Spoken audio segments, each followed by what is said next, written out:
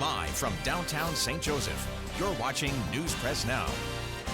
Good evening. Thanks for joining us tonight for News Press Now. I'm Charles Christian. Well, each generation has that seismic news event when everything changes. News Press Now senior reporter Greg Kozel catches up with local residents who will never forget what happened 60 years ago today.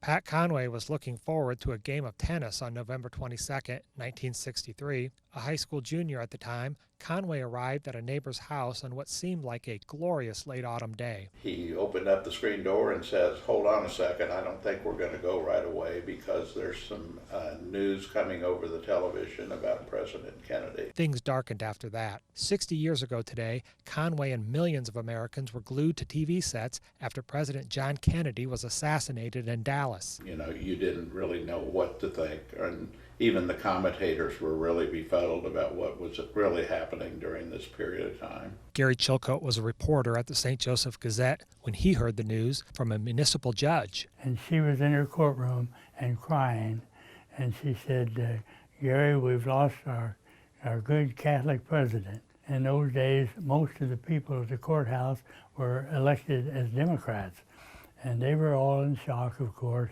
For Chilcote and Conway, St. Joseph native Walter Cronkite became a familiar face during those tragic days. The flash, apparently official, President Kennedy died at 1 p.m. Central Standard Time. Chilcote, director of the Patey House Museum, recalls talking to Cronkite about that memorable broadcast when the retired CBS News anchor visited St. Joseph years later. He took off his glasses, and you could tell that he was trying to avoid breaking down, but he was a professional newsman, and he did a good job with it.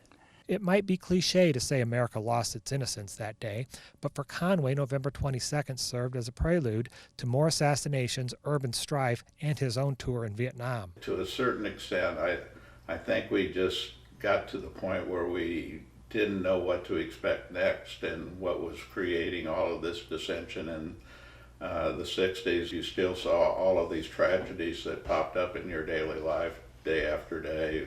For News Press Now, this is Greg Kozel.